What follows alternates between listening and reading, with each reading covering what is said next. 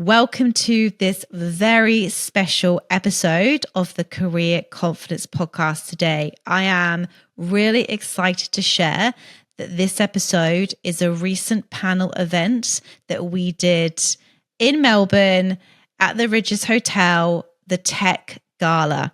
Now, we recorded the whole conversation that Pam and I had with our incredible panelists. So we had Katherine Boiciuc, who is the current CTO of EY, Kath Blackham, who is the founder and incredible entrepreneur of Versa AI, and Krithika Hansen, who is the Chief People Officer at Telstra Super. I've also recently had her on the podcast, so be sure to go listen to that episode as well.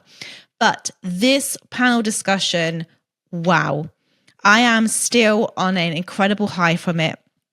Even a week after the event's just finished, and the takeaways have been incredible. So tune in to this today. Have your notepad and pen ready, because what these females share is absolutely exceptional. Katherine talks about how we need to embrace AI. It is not optional. We need 200,000 women transitioning into tech. This, like now, immediately, this is just what needs to happen. Kath Blackham, she speaks in depth about the power of AI and technology and how this will actually be an enabler for us and help us go down to actually a 4-day work week. So it's super powerful for what she says. And Krithika, wow, I mean, her story about learning a whole new language in 6 weeks, embracing learning and stepping outside your comfort zone, phenomenal. These women are at the top of their game for a reason. So please tune in, share this episode, and I know you're going to get so much from this. So enjoy. No one has to miss out on what was said at our recent event. And let me know what your biggest takeaway was. I can't wait to hear from you.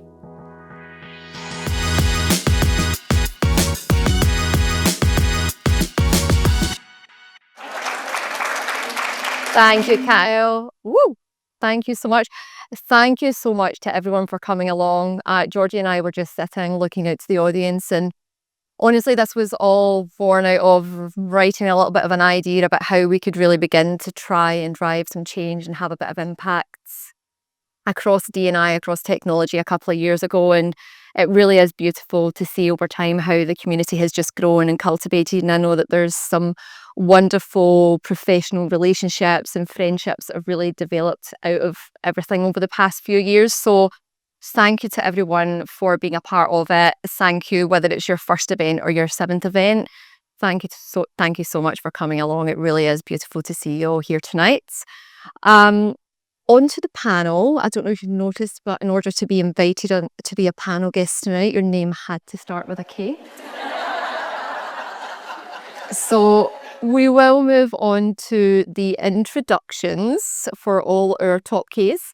I'm going to allow you guys to really introduce yourselves to the audience, because no one will do a better job. So Katherine, you're first to my left. If you would like to just give the audience a bit of an introduction to you and bring them up to date with where you're at the moment. Sure. My name's Katherine Boiciuc. I married someone who's from Transylvania. And so for the last 20 years, I have been known as KB.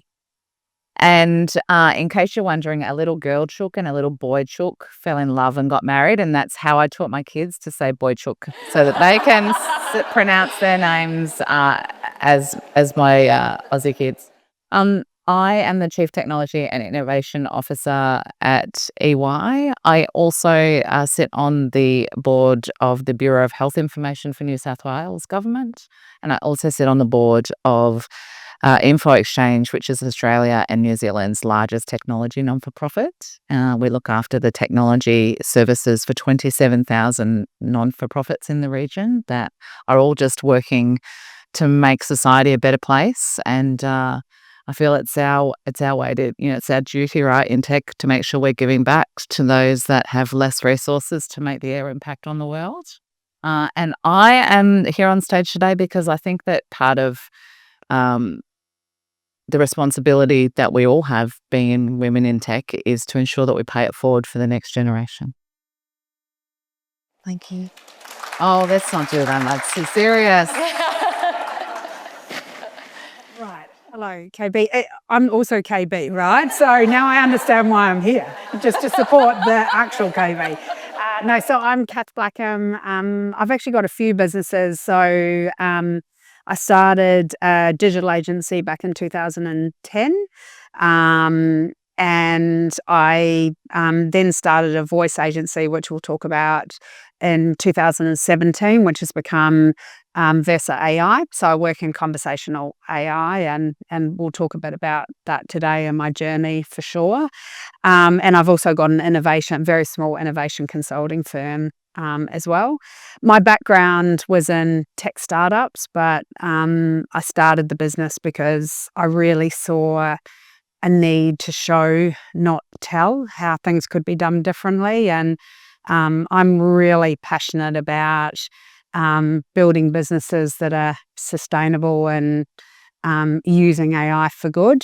And so, I stand up here in front of people many times, certainly many times a month, but many times a week, it feels like, just telling people how we can be responsible with AI and how it can help us as women in particular to really empower us and give us back that time that we actually need. So, so that's me.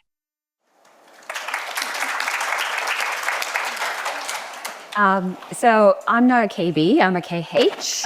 And, oh, well. So I'll bring a little bit of difference. And I'm the Chief People Officer at Telstra Super. I'm also on a couple of boards. I'm on the Glen Education Board, which is an early years provider of kindergartens. And I'm also on the board with KB at Info Exchange. And life is full along with the professional life, and 3 children and 2 Labradors, and a husband who does a lot of work overseas. So that's a little about me.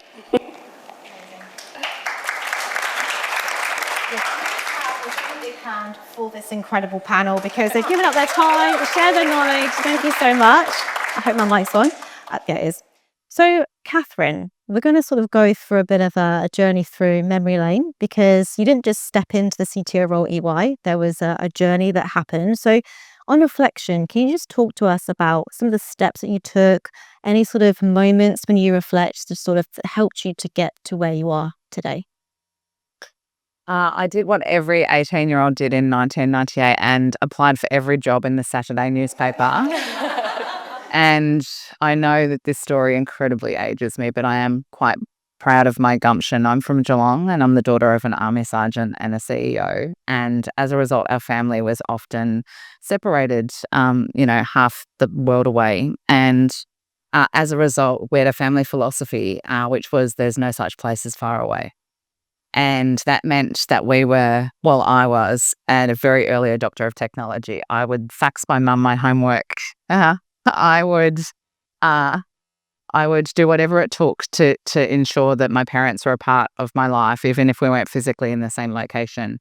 And so it's no surprise to me, by the way, that I ended up in a tech career that has spanned very large operational technology roles because of the kind of parenting combination that I had. And I think there are a couple of pivotal points for me. One is there was a weekend, and I think that I must have been about 9 or 10, which is probably not legal now that I think about it. However, it was the 80s, and Mum was at a conference, Dad was away at Pucka, and so she'd left for the morning, and I had little athletics like every other kid in Geelong had on a Saturday morning. And I had left my Puma Dart running shoes, which were the shoes to have, and I had left them in our yellow Datsun. And the yellow Datsun was now parked inside the very, very secure army barracks in the Geelong CBD, nowhere near Landyfield, if any of you know Geelong. And so in that moment, most other kids would give up, right? And most other kids would not do what I did, which was pick up the phone and ring the army barracks and ask to be transferred through to the tank. Because my dad was a sergeant in the artillery. And so I knew that they had tanks, and that's most likely what they were doing, because that seems to be all they did on the weekends. And anyway, bless the people on the switchboard at the army barracks. They transferred me through to the tanks, and Sergeant Meyer was in fact found, and he did call halt on whatever particular shelling activity they were doing. And I said, I need you to stop what you're doing and go back to the car and bring me home my shoes. And he's like, I'm in Puckapunyal, and I don't know if you know how kind of geography works, but it's nowhere near Geelong. And the reason why I tell this story is because at that moment, there was a choice that my father also had, which was he could have been like, this is ridiculous. My child is interrupting me at work. Quite a noisy, publicly embarrassing way of being interrupted. Like he's called halt to tanks driving around Puckapunyal shelling in a practice run. But my father doesn't do that. He doesn't shame me or embarrass me or tell me that what I'm asking for is unreasonable. He says to me, I need you to go find a coat hanger. I need you to go knock on the neighbour's door because they're going to have to drive you into town. And you're going to need to call me back and get patched back through. And I'm going to talk you through how to break into your first car.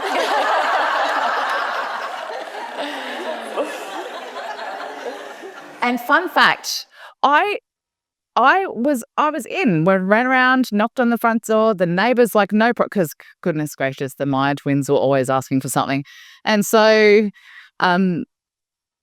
she drives me into town and take my coat hanger in my little Jewel athletics uniform with no shoes, and we get outside, and then I realise that the barracks are locked.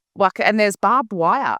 There's barbed wire that's like 6. There's no way, right? So anyway. I could have also given up in that moment, but I did not. I got on the phone, and there were full of you that know you could ring. Back then, payphones, you could ask to speak to the operator and get transferred through. Anyway, did it. Got back through, got transferred back out to the tank. They pressed pause again. How patient were these army people that day? And Dad comes back through. And so then he proceeds to realise he has to explain to me how to break into the army. I'm 9 or 10, right? Anyway, I successfully break my way in. We get a towel, we wrap it around the barbed wire, I climb up the fence and I lift it up. That's the problem. People try and go over. You actually lift it up and go under. Because you don't want to put weight on the barbed wire, fun fact. You want to push it up and then go over that part and shimmy my way back down. Then proceeded to shout instructions via the neighbour who's holding the phone still while I'm jimmying into the back seat of the Datsun. Anyway, long story short, I get my shoes, break back out, up over the fence, get down, still make my races. Mission complete for Saturday. But did I ever forget my Pumbats in the back seat of the Datsun ever again? I'd like to say no, but absolutely I did. And it's really Dad's fault. He should check. He should not drive the car without looking backwards first and check if they went in then. But the point is I tell that story often because that is my style of leadership. If you have ever met me or worked with me, you'll know that I'm pretty uncompromising. I don't hear no. I just hear I haven't asked the right person yet. And I think that sometimes that level of confidence is not given to girls as much as it is to boys in the way that we are educated. We are often taught to be good and kind and quiet and proper and giving and generous. And I am the break into the army barracks and break into cars kind of gal. And I think that's why I gravitated towards really difficult, challenging, growing roles. And I think I often have to fight to find that 9-year-old little rambunctious girl that would break into army barracks. I find that when I've made poor choices or drifted in my career, it's because I have started to lean towards people pleasing. And I have to find my way back to that fiery 9-year-old that was determined to race on a Saturday morning in Geelong. And so that's kind of how I've guided my career choices. I spent 20 years at Telstra, ended up as Chief Operating Officer there, spent a couple of years in leadership consulting, a fantastic time in an energy organisation doing digital transformation, and now have ended up in a really large transformational role, with 1,700 technologists at EY in Oceania, and have the privilege of working with the largest private AI platform in the world. But but it makes absolute sense when I look backwards and I look at the leadership styles of my parents, and I look at the opportunities that I leaned into when I should have actually. Most sane people would say no, and I just be like, "Oh, I'll be fine." So I'm pretty sure that was not the answer you were expecting me to give, but it's the honest one. Amazing. I love that story, and I'm taking parenting notes. Teach 8-year-olds to break into car. Brilliant. Great start. Oh, that is brilliant. Krithika, I'm going to move on to you. Sure.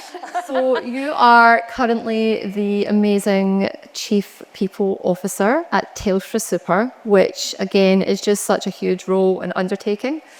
And I think there's so much that we can all learn from key experiences from others, regardless, of what role you're in. So what key experiences do you feel that have shaped your career path and really helped you secure your current role? Sure. It's a hard act to follow when you go after KB. So I will try to be as interesting, although I don't think I have any barbed wire stories. I think my story is, I think a lot of you will resonate, looking around the room, is one of migration. My parents moved to America when I was really young.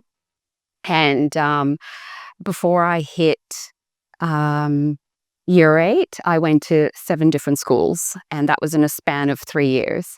And so I had to learn very, very quickly how to adapt, how to connect with people, how to blend in yet stand out.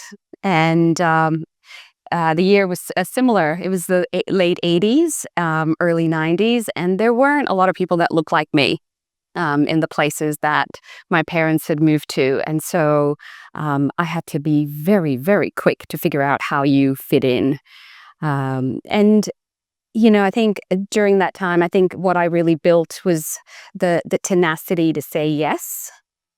So I worked out again that if I was useful, that I had less of a chance of being, made fun of or for being different. So I got myself involved. So anything I could get involved in, I got involved, which really, looking back, has given me, I guess, the courage to say yes to things, even if it feels a bit like, oh, what am I saying yes to? But what it really built in me is that level of curiosity and to really gain some interest.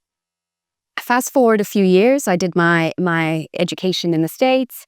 This was my second job, I think it was, and I had a really amazing opportunity to go for this product role. And my previous career was in marketing, and in this product role, I was really excited about it. It was going to be a sink or swim role because really I was 22. Or 23, and it was a pretty big role, but I convinced the European boss that I was the right person for the role, and maybe harassed might be a better word than convinced, but anyway, he said yes.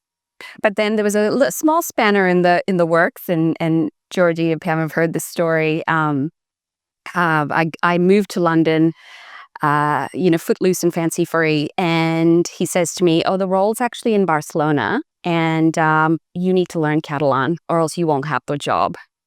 And I thought, right, okay, let's do this. I thought, well, how hard can it be? Was, I think, my first, if I look back, I think, all right, it'll be fine. I speak many languages. It'll be fine. I can do this.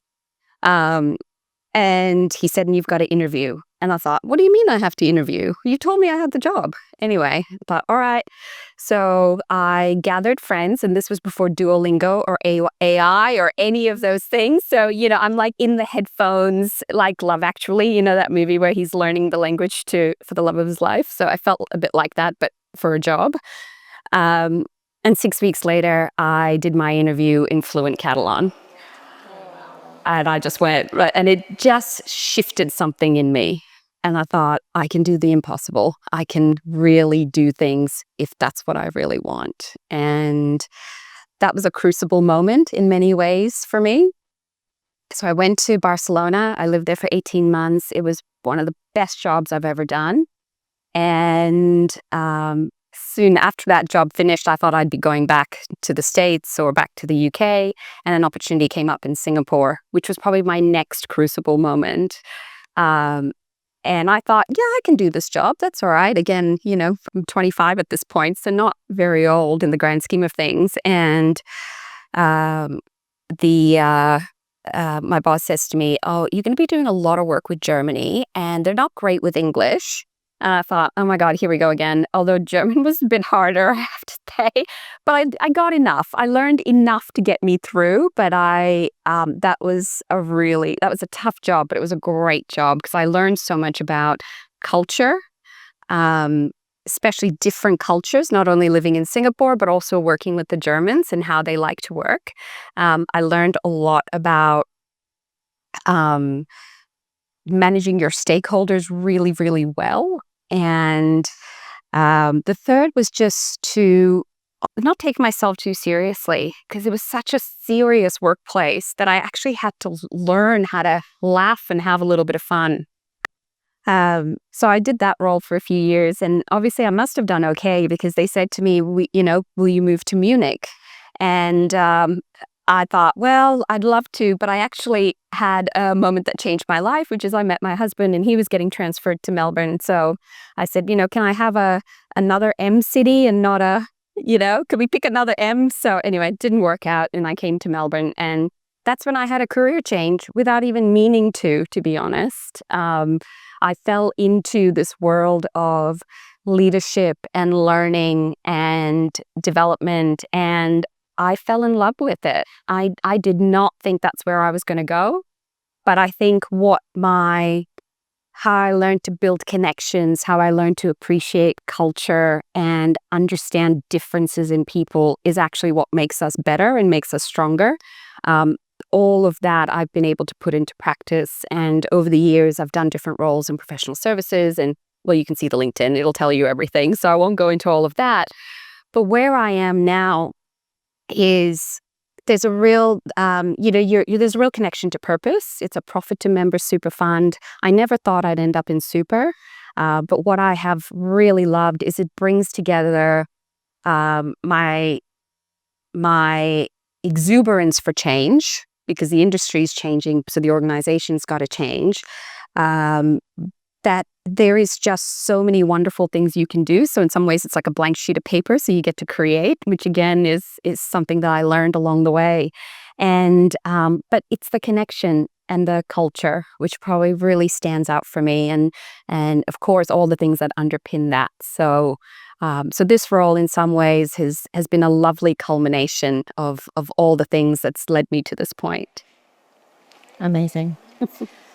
Yeah, I know. I remember when you told me that story about learning a language in 6 weeks, and I gasped. I lived in France for a year and I barely could say bonjour. So I was just like, you're absolutely amazing. Kath, I want to come to you next. Now, you've gone on a really amazing entrepreneurial journey. You've got 3 businesses now. So I'm always curious, what drove you to start your own business?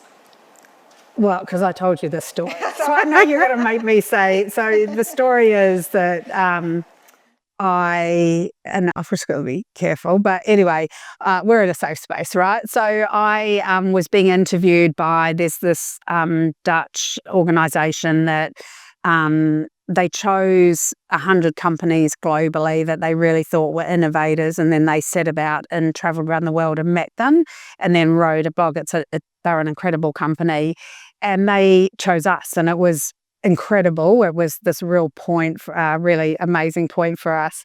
And they came and spent, I think, 4 days with us, kind of just getting to know us. And because then they write this article about what your secret sauce is. And at some point, he says to me, why did you start your own business? And I was like, oh, that's easy. I was just sick of working for assholes. And because I'm a Kiwi, so that's what comes out of my mouth. I blame my heritage, which is probably unfair. And I didn't think much of it, to be honest, because it was part of many days of me being so proper and so well behaved. And then the article comes out and it's got a huge following, and the headline is, I just didn't want to work for assholes anymore. I think that's what and so I spent the next week ringing up my bosses going, oh, it wasn't you. Even when it was them, I was like, it wasn't you. It was somebody else. Yeah, like it would definitely. And one guy I worked for twice. So I was like, it definitely double time wasn't you. It's like, so yeah, it was. Yeah. Well, look, not all. They haven't all been assholes, but I think that for me, like I had a very similar journey, and I won't go into. But what I would say is that what we have in common is I was also similar vintage. So in '92, I lived in Russia for a year, and in Vladivostok, I opened the first foreign supermarket in Vladivostok. It had only just opened up to the rest of the world. No one spoke a word of English. I did not learn Russian in 6 days. I didn't even learn Russian in a year. That's my claim to fame. So I had to survive with a interpreter the whole time and stuff. And I think what we have in common is that kind of real like can do. But what happened to me, so that's what I went into my career with. I started my career and I was a food trader, trading meat and dairy products. Such a Kiwi thing to do. And then, but what I think that somewhere along the line, my first job, and I started working for tech startups as soon as I got to Melbourne in '99 and continued to. But somewhere along the line, I convinced myself that I couldn't lead. I had to be that second in command. And I actually think that I remember when I was 25, I was on the leadership team of this company that we had offices all over the world. It was a tech startup, but it was getting big. And I remember the CFO who was, and no offense to this, but like an old white guy, right? And he says to me, he said to the CEO, I just think this is ridiculous. There's clearly not equality around the table. I'm the only young female at the table, so I know who he's talking about. And they have this whole conversation about me and the fact that I don't belong. And I think I kind of took that. I was then at Seek right in the beginning. I was one of the first 100 there, and then I was at REA. I was the first 100 there. But I always had this belief, something in my brain that said, oh, you're the 2IC, you're the wind beneath the CEO's wings. That's what you do.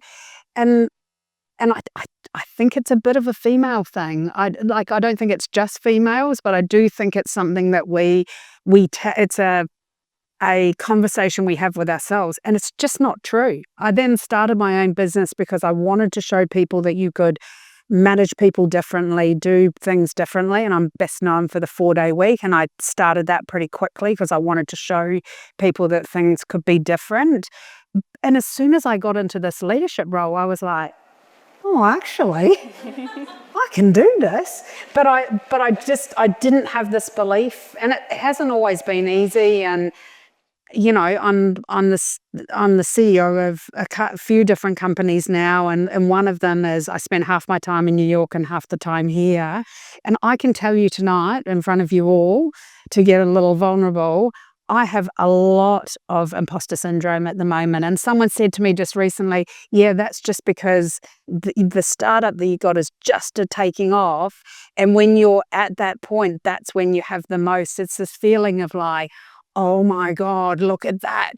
I'm going to get there. And then another part of you is like, no, you're not. You're definitely not going to get there. And so you're trying to tell yourself you can do it, but there's always that doubt. And I'm telling you that because, people look at me. I'm up here talking all the time, and people would say that I'm probably one of the most self-assured people that they know. And I'm very confident, and I'm really believe in myself. And I have days, not hours, days where I'm like, it's one of those days where I'm just not, I've got all that self-doubt, and I've got to kind of go, but when you've got a whole team of people, you just got to bring it anyway. So, sorry, I hope that was. Yeah. No. Just done that. Yeah, honestly, thank you so much to each of you for being so honest, raw, vulnerable there. I think there's honestly in each of your individual stories, I know there's certainly aspects of those stories that I can really relate to, and I'm sure everyone in the audience can as well. So thank you for sharing so intimately there. I'm going to shift the focus a little bit now onto AI and the future of work. And KB number one, I'm going to kick off with you. So look, Sorry. you, She's the only KB. Yes. She's not going to like that. so Katherine, you are at the forefront of AI. You're also in a very unique position at the moment where you are exposed to a lot of different industries.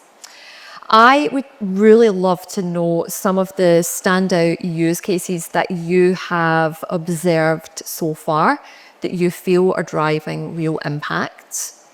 And following on from that, bit of a double barrel here, but from your perspective, what advice would you offer companies that are maybe looking to adopt AI effectively into their companies? Both such interesting questions. Okay, let me start with the best use cases. I think we are something like 5,000 use cases globally now that we've deployed using generative AI over the last 18 months, which is crazy. I think one of the coolest ones I've seen is the European car manufacturer that's used us to build their private large language model to make the smartest car in history, which knows all of the road rules and the road laws and can recognize what country it's in. Oh, wow. So I love that use case. There's a Victorian hospital that we've worked with that we have helped them reimagine the patient discharge experience from hospital, and we've created a patient discharge assistant for the junior doctors that are in hour 12 or 13 or 14 of their shift, and if it's a double, longer than that. And part of their training is they get to do all of the patient discharges, which is why when a doctor tells you it's 7, but actually it's 11:30, there's a whole, very highly regulated process for that. And now watching there be a technology that not just drafts a summary for the GP and drafts a summary for the chemist and automates that process. I think anything that helps people learn, but also speeds up the process. I don't think anyone could have thought, there is a way to create 3 hours more bedtime for every hospital that's in every hospital in the nation. And so those moments is where I see not the technology, and when I say the technology, the math, which, by the way, to my daughters, it's very important to learn math because AI is just math. Lots and lots and lots of math, but it's still just math. However, when done well, AI feels like magic. And so I feel like it is such a privilege to be in these spaces where the craft and the imagination and the rework and the iteration and the arguing and the arguing and the arguing, like we're writing a Pixar movie, to be honest, is we get to see these use cases that have been so finely tuned and the teams have argued so greatly for the art of the possible, is that I think that's, to me, is the measure of success around really effective AI implementation. There's a wonderful Australian startup. It's female founded. Please promise me that in your homework you will have a look. It is for an aged care AI ChatGPT integrated cobot called Abby. They have signed up their early user program across 5 aged care facilities in Australia. Abby spends an hour a day with every person in that program. And these people have gone from being solitary, isolated, non-speaking, non-verbal patients in their final years to laughing and singing and talking and finding joy in their sunset years. And it is honestly one of the greatest examples of technology that I've seen in my lifetime. And I've seen a lot of tech.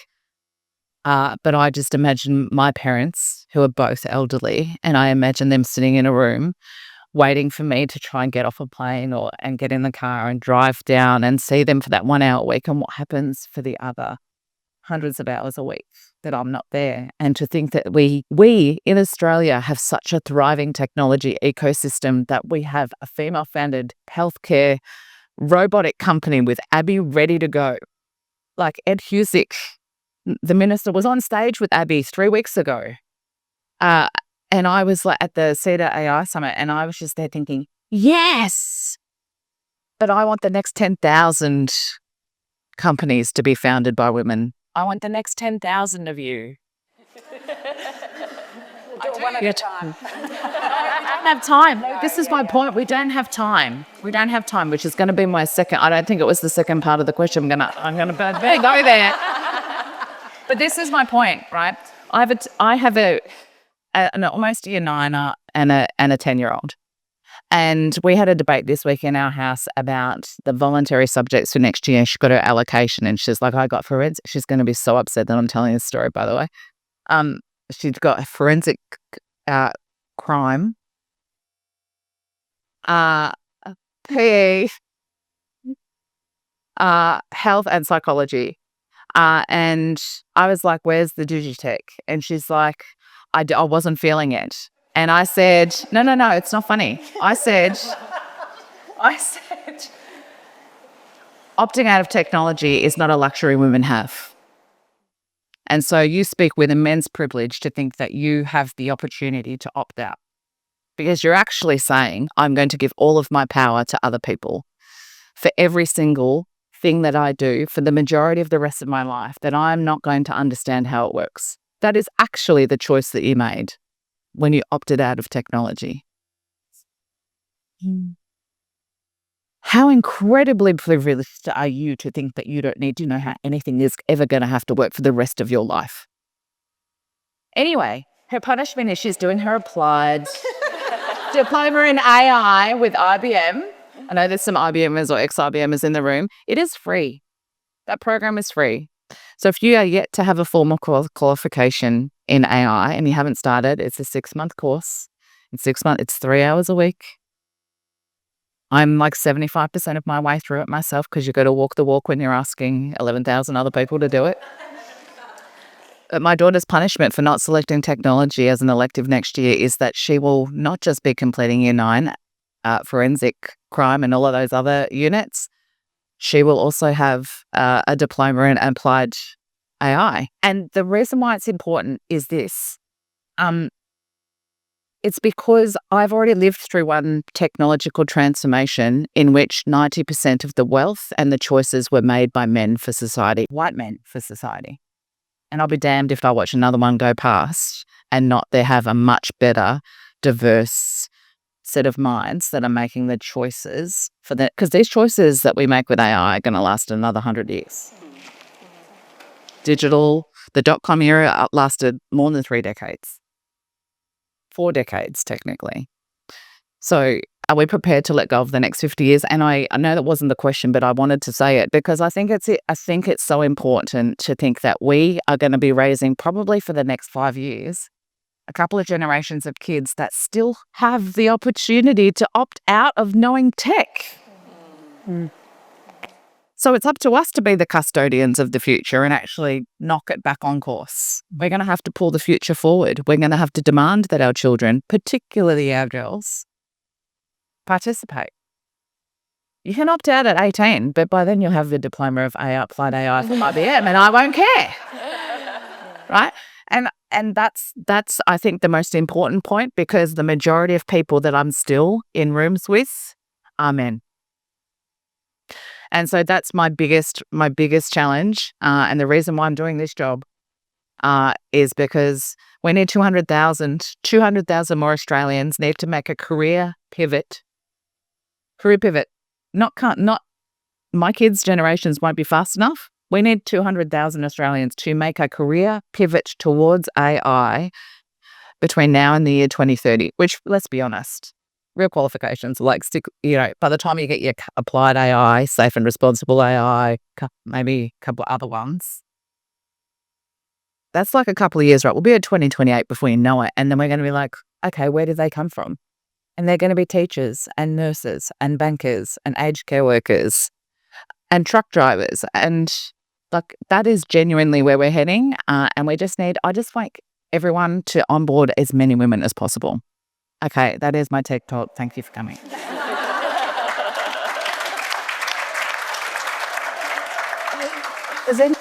Is my mic on? Is anyone feeling a little bit for her year 9?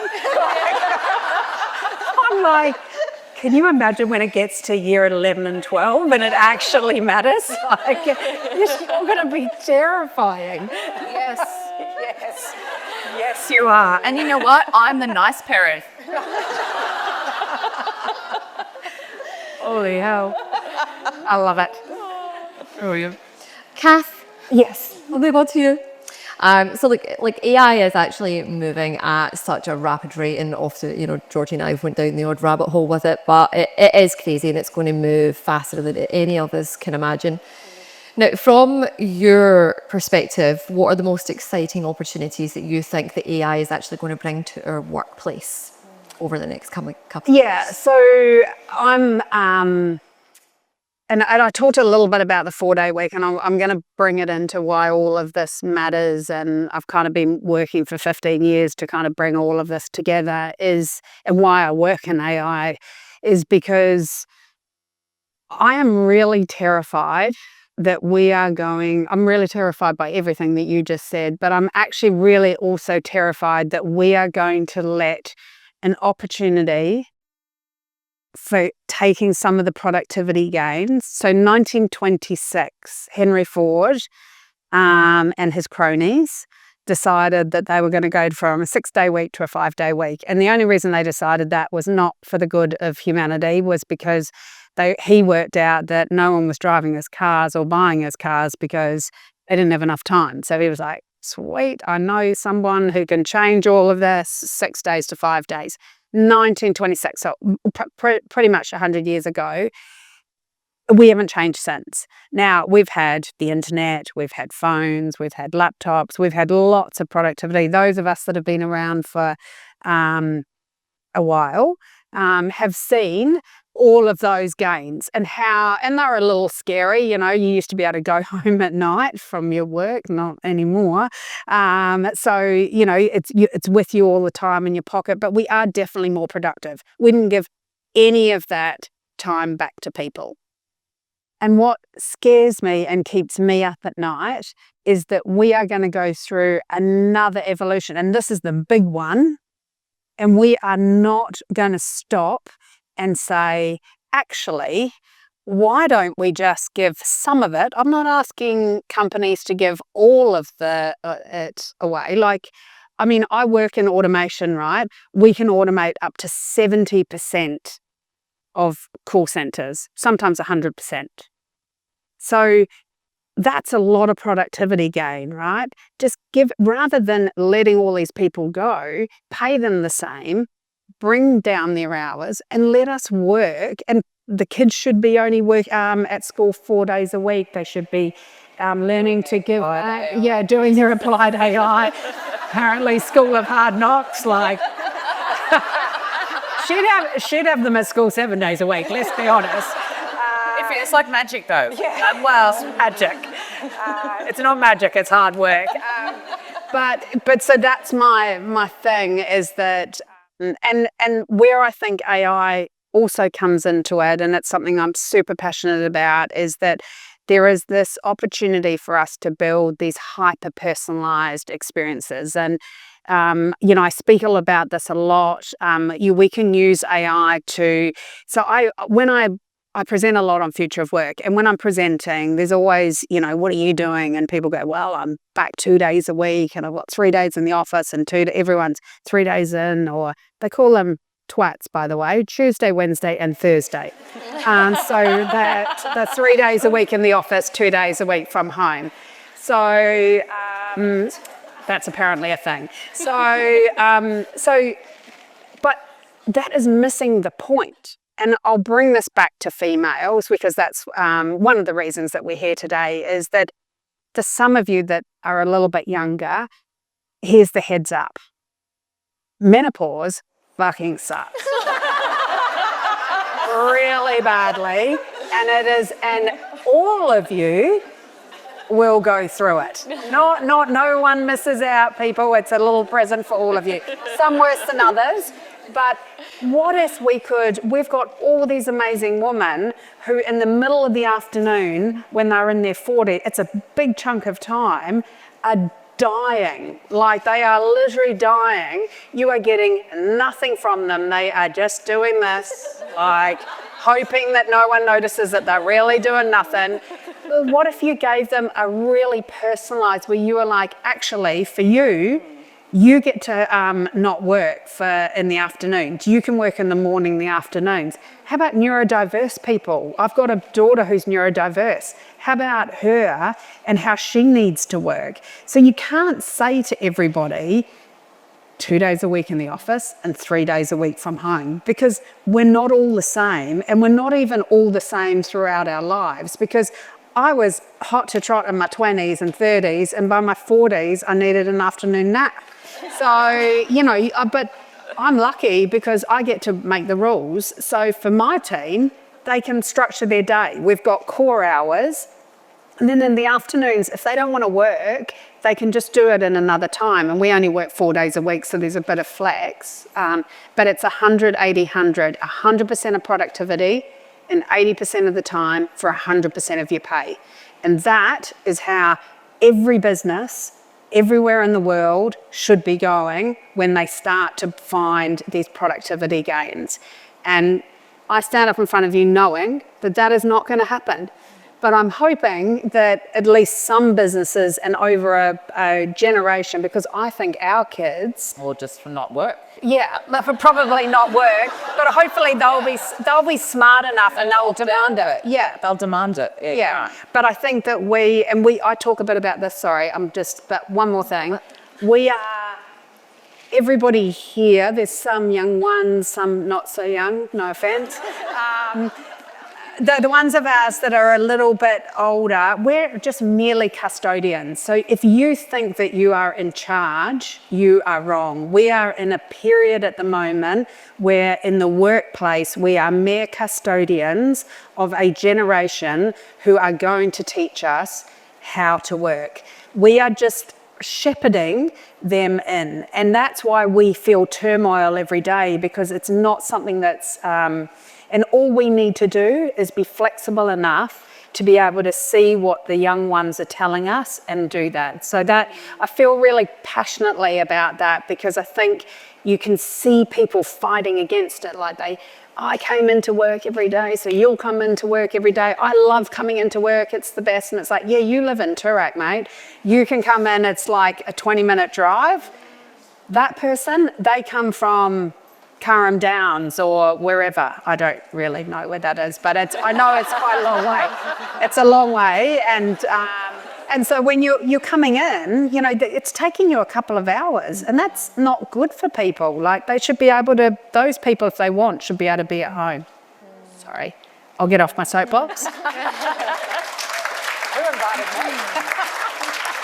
I make you look good.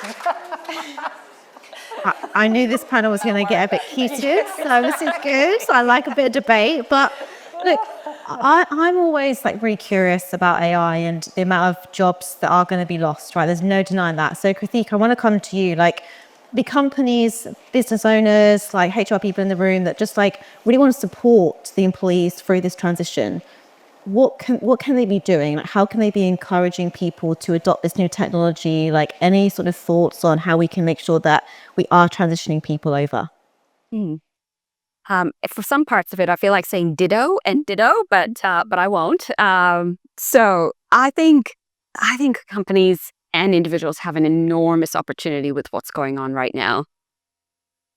If I just come back to the basics, I think companies obviously need to make sure they've got their foundations right. So with what is going on, obviously you want to create a sense of safety, so that people can play and experiment and try different things. So, at the base level, let's get the foundations right. Let's get the boundaries, the guardrails, whatever that means in each of the companies and whatever that means for them. I'm not saying we should discount any of that. So let's just assume that there's a level playing field. I think the whole way companies will need to look at their business model going forward. I know we talk about, 5-year plans and 10-year plans and strategies and visions. I think the world's moving too fast for that. I actually think we need to be looking at it in shorter sprints and really think about what is it that our customer wants and needs in the next maybe 6 months or 12 months or 24, 36, whatever that appropriate the time is. And think about, well, how does that then translate to the capabilities and the skills that we need in the workplace?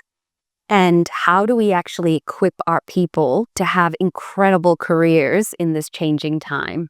So this is where my passion for learning and development comes in, because one of the things I love is when I see people get better and, watching them move from strength to strength. It's the thing that gets me out of bed every morning. And I think the things that people need to learn, it's no longer the 101 of management or 101 of leadership.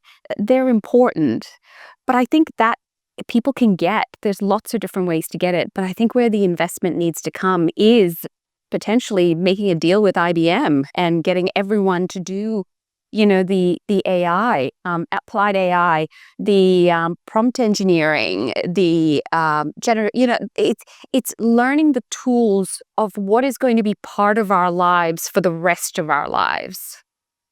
And I think that's where the opportunity is. So how do we actually get companies, your companies, our companies here, if they're not already doing it, how do we actually get the conversations going? And I know it's on every board's agenda.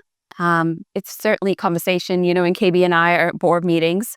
It's the number one thing. We are talking about it all the time. In the other board I'm on, we're pushing for people to get comfortable with it. And the thing is, AI has been part of our lives for so long. Maybe we just don't recognize it anymore. So how do companies also, for me, is thinking about building that knowledge pieces. So calling out, well, actually, you use AI every day. Hello, you use Word, you use spell check.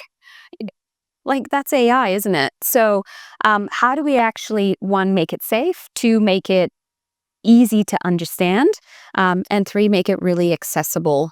And I think for me, that's actually where the work and the magic will come to life for each and every one of us.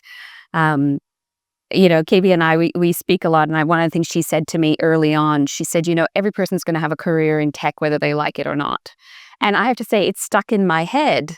And you'll be pleased to know that my daughter did pick something to do with AI. Because I'm the mean parent, and she didn't have a choice. So she'll be cursing me all of year 9, but that's okay. But it was just, it was a non-negotiable. Actually, I had my son in year 10 do it. I said, you don't have a choice, my friend. It is in everything. And I'll finish with this one last thing. My oldest is doing university, and he'll most likely go to the States to do university. And we were doing his applications. So in the US, you've got to write essays and things like that when you apply for the universities. One of his essay questions actually said, they gave the question, and it was something about how do you encourage, different groups to join on campus, because it was quite a multicultural university. And so they were talking about how do you create connection. But they actually didn't want him to answer the question. What they wanted him to do was to write what the prompt would be that he'd put into ChatGPT to answer the question. And it was minimum of 250 words. So minimum 250 words. So not the Google searches that we tend to do with AI, So, really, I was so pleased, and KB knows this, but, a few months ago, I did a prompt engineering course because I thought I need to learn this. Even if I can learn a language in 6 weeks, I can do prompt engineering. This I can do. It's a lot harder than it looks, but that's okay. And it was great to sit with him and say, okay, Noah, let's actually look at this. Let's actually map out how we're going to answer this. But I thought, this is so interesting. that even universities, well, at least in the States, are starting to realize this is just part of life. Students are going to use it. So let's actually figure out how they're thinking about it. How are they actually thinking about the instructions? What's the safety mechanisms? What's the breadth? What's the depth? How are they looking at it? So it was a fascinating exercise, I have to say. So I think if universities are heading in that direction with their students at 17, 18 years old, companies, if they haven't started, they're already behind. So I think we need to encourage all of our companies, maybe not encourage is too kind of a word, demand that this is there, and start small. Many of you, I'm sure, have LinkedIn Learning subscriptions. LinkedIn Learning has a heap of AI courses. Start small. You take the ownership, you drive it, because it is what's going to make a difference for you in your career. It's amazing. That is really powerful. And, like it or not, the change is coming and technology is happening, and everyone needs to learn to embrace it. But I think you touched on a few really key points there. And I think what we all need to learn to do is just really be empowered by the technology and the changes that are coming, rather than fearing that we're going to be replaced. Yeah. And, I think Georgie and I, we really do speak to the market quite a lot. And I think the sentiment is changing. You feel a bit of fear. It's been a hard year for tech. There has been a lot of redundancies. And I think a lot of that is, there's fear in the market about what's coming next with the evolution of the technology. And I would love to see that being flipped from fear to empowerment. So I'm going to just ask one final question, and then we'll move on to Q&A, because we would actually love to leave quite a bit of time for questions tonight. So if you've got something in your mind, we would love you to just frame it into a question and get ready. And I know that we've sort of gently touched upon the IBM AI course. So I know that's one of the answers to this question, but technology is really evolving rapidly. What tech and also non-tech skills do you believe that are going to be critical for tech professionals at the moment to stay relevant and also thrive? Question for all. Over to you all, just whatever your thoughts are.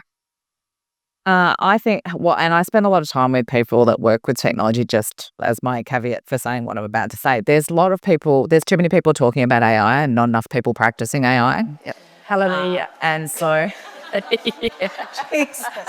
I talk about the fact, does everyone remember the story? We're going on a bear hunt. We can't go over it. Can't go around it. Can't go under it. We're going to have to go through it. And so the sooner you realize you have to go through it, and that means doing things like, and if you are in my orbit, it's rough. I am a huss, I know, but you have to delete Google off your phone. Oh. Yeah. See? Visceral reaction. You have to delete Explorer. You have to delete the algorithms that you have been used to for the last 3 decades, and you have to form habits about the new ones, which means, by the way, we don't type into our devices. We find the microphone button and we say what we want AI to do for us, because that is what Gen Zs and Gen As are already doing, and they are the next 2 generations entering the workforce. They don't type. And I'm being so blunt with you all because I know all of you still have Google on your phone. But can I tell you what I was, as a C-chair in this room, do you know what I have on my phone? Copilot, EYQ, ChatGPT. I am almost about to delete X because I'm in a moral debate about it, but it powers a lot of my bots. And one other that I don't know if I can say the name of, but one other that I'm beta testing, and they are the 4 ways that I get information, and and trust me, I fight the urge to type. People will see, I will go to type, and then I'll have to put my phone in so that I can say, hey Siri, can you please open Copilot, and then and I say that because it's the small choices that we make that you are either going to be done to and you're going to give all of your data and your rights away, and you're going to get this algorithm that's sole job is to ensure that your eyes stay watching a screen while it takes as much money out of your pocket as it can. That is one choice. The other choice is to be building the experiences that we generate for the next lot of digital real estate. And that means interacting with large language models and understanding how to use them to create value for society, for humanity, for a greater purpose than economic profitability. And so to me, it's delete Google, please, and thank you. Hello, my name's Kath, and I still have Google on my phone. And I run an AI business, so I'm feeling super embarrassed right now. And if you see me typing, it's certainly not a... It's not. Don't approach me. No, so to answer your question, I think adaptability, numero uno. We're just like... what you know today is not what tomorrow is going to be like. So we've got to build these, the adults of tomorrow are going to, and even the adults of today have got to be able to move. I talk about, the ground moving beneath us, and certainly it does in the line of work that we're in, but even in all of your lines of work, it's just changing all the time. So, and resilience is another big thing. And we've talked about redundancies, but for every redundancy there's there is going to be another job, but you're going to have to kind of pick yourself up and move on. One of the things that I want to point out, and you kind of mentioned it actually, is that so I have a team of prompt engineers, or prompt designers I call them, but prompt engineers, and they are almost all linguists. So I just presented, and it was hilarious because the whole thing was in German, at a German conference the other day, and the only English that was spoken was me speaking English, so I don't know why they invited me. But the one thing is all German teachers, and I said to them, you're actually teaching the technologists of tomorrow, because the technologists of tomorrow aren't necessarily going to be writing code. They're going to be writing prompts, and writing prompts means that you need to have a really good grasp of the English language. Dare I say it, and I'm on the board of the Cremorne Digital Hub, and that's owned by all the big universities. And I can tell you, the universities don't think that they are doing a very good job at getting students ready for tomorrow. Some of them are, but a lot of the big ones that they have actually started a business to try and create courses that get their students ready for tomorrow. It's incredible that they just can't seem to do it themselves. So dare I say it, if you've got a child that maybe is neurodiverse and isn't good at learning, they don't really need to go to university to be a prompt engineer. They can do a lot of these jobs. Now, I'm not saying go out and tell nobody to go, because there's a lot of reasons to go to university. There really is. Learning to learn is going to be really important. I know your daughter will definitely go to university. Both of them will. But I do believe that we've got to stop thinking that that's where all the answer is. There'll be other places, internships. We should look to how the trades do it, kind of combined, where you learn and then you learn on the job. That is where I think. So, yeah, I think that people think that you have to be techie, and I know that I'm speaking, but you actually don't to take part in AI.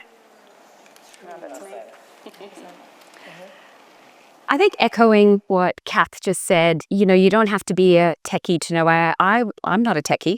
I wouldn't classify myself. I love it. I love technology, and I love the benefits and the magic that it can create for you. But I don't have a degree in it. I don't have a qualification. But I think what I am is a demonstration that anybody can learn it. And I think you just have to start. So start small. I know I still have Google on my phone, but I will take it off. I do have ChatGPT and Copilot, so I just have to change my habits. Right. That's all I have to do. So that is, again, that learning piece, that learning how to learn something that's new and different. But I think for all of us, even if you just put in the Google search, just one thing that you can go and learn after tonight. So maybe it is finding a very basic prompt engineering course. Maybe that's all we all start with, or we actually go, well, what are the AI tools we're already using? Maybe we educate ourselves at a foundation level and then just build from there. And use your community would be the other thing I'd say. We all have people in our lives that are that younger generation. Let's talk to them a bit more about understand how they're using some of the different features and mechanisms of all the different devices. So I think we start small, and pretty soon it'll snowball. At least that's how it's been for me, and that's personal experience. Amazing. Hey, time for some Q&A. I'm sure quite a few people have some questions. So, questions for the panel. Oh.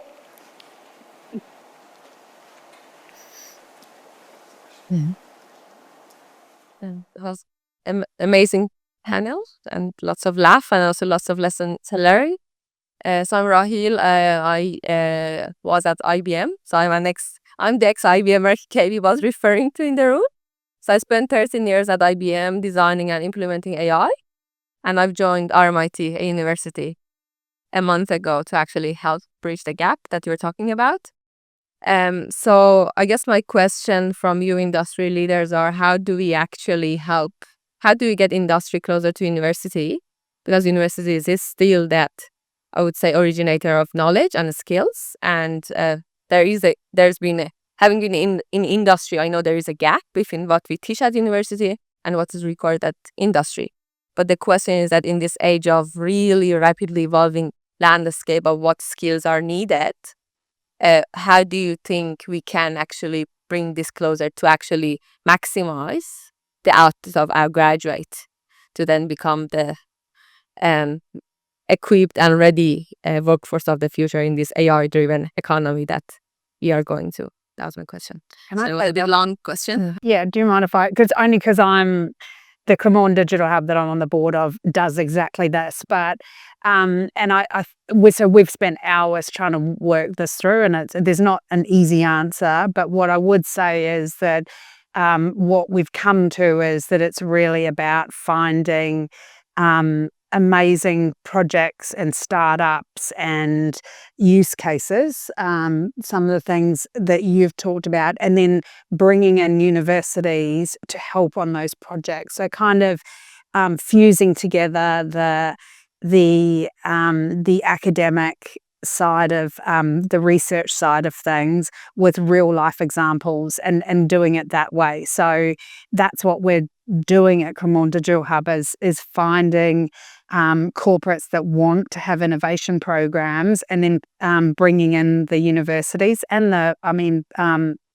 BKI are part of CEDH as well, to kind of have that research in particular. And I think that is really the only way. There's so much richness at universities that no one has any idea, not no one, but many people don't understand how many amazing projects and startups come out of universities.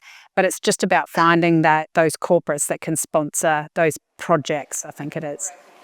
Yeah, and breaking the silo. Yeah, and just getting everyone together for a real life example. Brilliant. Amazing. Next question.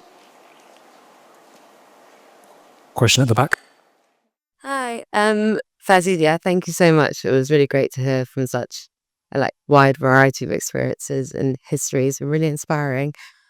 You've all mentioned your kids throughout the talk at some point, which kind of got me thinking about the future and the future of the planet. Have any of you got any thoughts on the environmental impacts of AI and how much kind of energy it takes to create even just one AI generated response? I think it's something like 0 to 100% of a phone charge. Have any of you thought about that in your industries or businesses?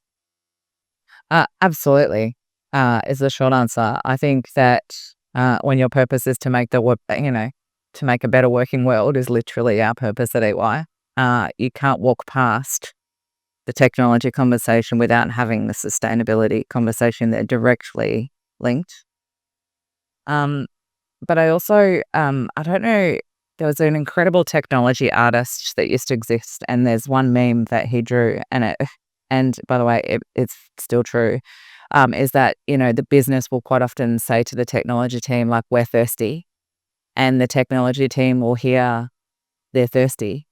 And, but what the business is really saying is, can you get me a cup of water? And what the technology team does is goes and builds a well and takes 6 months to build that well, to attach the bucket, to get the bucket down to bottom well, and to wind it back up, to then bring it back. And by that time, the customer's dead because they've died of thirst. Because we don't have transparent conversations about what we want and need. What I find so encouraging in relation to particularly the AI regulation and consultation process that's been run in Australia, having participated in it over the last 12 months, is that you are having the leading environmentalists and the leading technologists having a really fantastic, rambunctious rumble around how do we start to reimagine things like the energy grid? How do we use orchestration and automation and the intelligence to ask the grid to create capacity it's never thought of before? How do we reimagine, as opposed to just look at what I call the binary measures? Because you can say, I'm sure there's a media report that said, every time you type a chat into ChatGPT, it's the equivalent of a bucket of water in terms of effort and energy. And I'm like, yes, but it's not actually taking into account the fact that that particular chat is a prompt that has generated a 99% accurate detection solution that is a repeatable skill that has only had to be designed once, that now can be deployed to every single hospital on the planet to have 100% accurate breast cancer screening, which has never been an option before in human history. And so, are you comparing a bucket of water with the actual value being created, or are we having an intellectual? This is what I get back to, like, that there's too many people talking about AI as opposed to actually doing the AI, like going through it. I think that we will get to a point where I could talk about 2025 being what I think is going to be the year of unlock. I think that we're going to get out of the graveyard experiments of proof of concepts that, like, so many organizations are just, oh my gosh, we have to, because it's just start. Yes. And they're so proud of what they've built too. Because they built the well. Their customers are dead. So we just have to get better at it. And I think that AI is really a galvanizing moment where we're seeing more honesty in the dialogue. But I would say, don't take everything that you read at face value, because I promise you, the people that are walking through the forest as opposed to trying to negotiate, going around it over, I'm going to commentate on it, create funny memes about it, actually are not doing the work that is required ultimately to unlock the potential. I do believe that AI will solve some of the greatest environmental challenges that the planet faces. And the reason why I think that is because human history suggests that humans reach a point where they have a fork in the road to have an abundant mindset, to have a survival mindset. And because of the species that we are, scarcity and survival always becomes the choice at a certain point of pressure. And so I wish that we were behave more like children, because children tend to lean towards the wonder and the magic and the art of the possible. And then at a certain point in our decision-making and education process, we lean towards survival.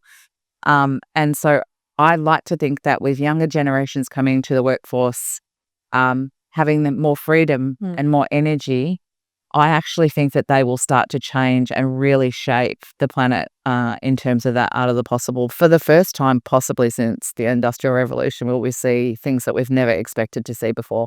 I would just encourage you to not just get stuck at a headline and repeat that as fact, because it being in the forest, I promise you that is not how people on the sustainability side are thinking about it, and people that are actually building MVPs are thinking about it. They're absolutely being so deliberate about the choices that they're prioritizing.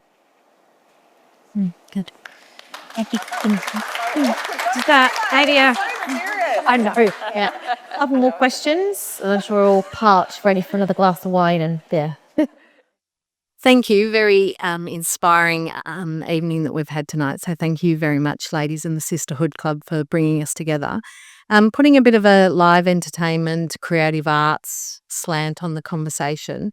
Just wondering whether are we entering an age where individual brilliance has potentially gone and we're now in a collective brilliance because AI is bringing us all together rather than Albert Einstein coming up with the ideas. It's actually a result of all of our brilliant ideas that is giving us the answer to everything. So thinking about this, I think there's definitely an element to that.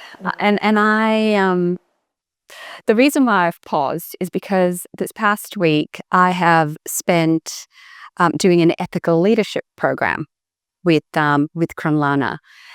And we were discussing over the last few days the whole society is moving from individual to collective. So hence why your question, I thought, okay, this is what I've been thinking about this past week. I think in so many ways, the world is actually getting disparate. I think this whole thing of connecting and connection and community is shifting as we in front of our eyes in many, many ways. And I think what I can see the possibilities of AI and the future is it creates a different connections. And I think it does bring a collective brilliance to perhaps some different problems that we need to solve for society to keep moving forward. I'm not saying it's without its risks, and I think we do need to have the right safety, the barriers around whatever that needs to be. But I actually think it's a way to connect, and I think we need more of that connection. And so, how do we actually harness it to help us do that more? I don't know. I'm probably speaking in a very philosophical way because you know where my brain's been, but I just think there's something to that. I agree. I think that we sometimes believe what we are being told around, being the most connected society that we've ever been in human history, when in fact we have never been more disconnected in human history. And that we believe that the information that has been scraped off the internet is truth, when it's not. 90% of the information that is generated on the internet every single day is synthetic. It has not been generated by humans. And that synthetic information is fed into these large language models. And so I actually equate, and that's why I use multiple models, by the way. I have multiple. Some days I like one model more than the others. And you actually notice the quality go up and down. And I actually think that the majority of, if you shift your mindset to, because what the problem is, right, is that we have a psychological contract, unfortunately, that we have not upgraded as society, that says when we read writing on a device, we think that it is news and that it is the truth. That has not been the case, I think, ever, by the way. I just think that newspaper business is really good at marketing. And so if you flip that mindset and say that 90% of what I read on my screens is synthetic, and that I've been talking about that statistic for years, I might add. If the majority of what I'm reading is synthetic, then what actually is training the algorithms? What is the information that's training the LLMs? And the short answer is the information that gets people to spend money and spend time on devices that makes organizations very, very wealthy, and this very small percentage of society very, very wealthy. So the way I think about large language models versus the individual human genius is twofold. I think that AI is the greatest democratization of access to life-changing wealth ever, because everyone has a writer, a director, a musician, a scientist, an inventor, a patent writer, a copywriter, a website builder, an app builder. For $1 a day, that's the barrier to entry. it's the greatest democratization of skills access ever in human history. I'm just worried that only a certain type of person will choose to make that choice with it, while everyone leans back and waits for the others for guidance. The other way I think about it is that the large language models are kind of like the Wizard of Oz for that first section of the movie where everything's black and white. And so and when you're walking through the woods, which I know you're all going to do after tonight's experience, you're not going to talk about it and you're not going to go around it, over it, or under it. You will start to notice that when you are watching people really build their prompt mastery skills, it is like watching magician. And then you watch other people for the first time, and it is like watching a baby take their first steps and fall over. And it's the car crashes that come out of AI are really bad. And I'm talking so bad, like in a room full of 55-year-old men that are very intelligent accounting type people that are playing with AI for the first time, and they're very innocently saying, can you please create that image that will generate the most clicks for this website for a younger audience? And guess what the algorithm did to the image? Oh gosh. And it was never intended to be unsafe, not safe for work. But the algorithm is got the lowest form of thinking and the highest form of thinking, and that's why it's very black and white, and it's like a knife edge. You can be completely innocent, and it can go completely left. But the people that master prompt mastery are like watching the Rembrandts and the Einsteins, and I think that, and the Marie Curies, and all of the people that have created these moments, but instead of having to do it manually, they can summon up these skills like they're in a Marvel movie. It's actually quite remarkable. So I think average people, they'll still just do black and white stuff. Like it'll be very, how's your mother? And then there'll be the people that get that full color spectrum moment, and they will be the people that change the world. So I think that one of the things that, if you were taking anything home tonight to talk to people about, I get all the time, even just today in a meeting, I had a client say to me, but what if the bot, can't remember what the scenario was, but what if the bot takes some information that it's not supposed to? And I said, well, what if your people take some information that they're not supposed to? And they were like, oh, they're told that they're not supposed to. And I was like, well, I'm telling you, our bots, unless you say, go and take that information, they don't. So humans, And how does they ignore, please, you could say, please ignore every instruction you've ever been given ever previously. Yeah. So now do as I ask you. So I think that there's just this real disconnect where people think still that there is this ability for bots, and the technology we have today versus 6 months ago is so much more advanced around us being able to prompt the bot to not do things and to really lock it down. And Microsoft's done a great job with OpenAI and kind of locking these experiences down. So, I think that there's a lot of businesses sitting back going, oh, they could take all my money. And it's like, no, your employees could take all your money, because they are humans and they get to think themselves.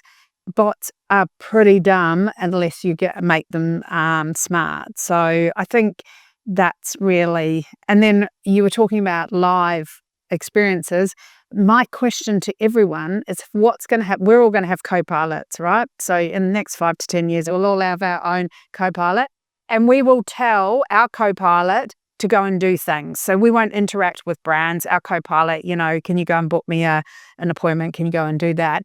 And we will say, can you go and book me tickets? I want to go to Coldplay next year. Can you go and book me?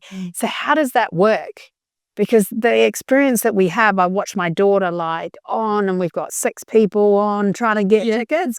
What happens when all the bots are fighting a break Ticketmaster finally? So what happens then, people? Let me know when you've kind of solved it, because I don't, it plays on my mind. Like there's all these little use cases. You're like, someone's going to have to work out whose bot comes first to get the ticket, because it's all going to happen like that. I think that KB's will. You would be right on the ticket front.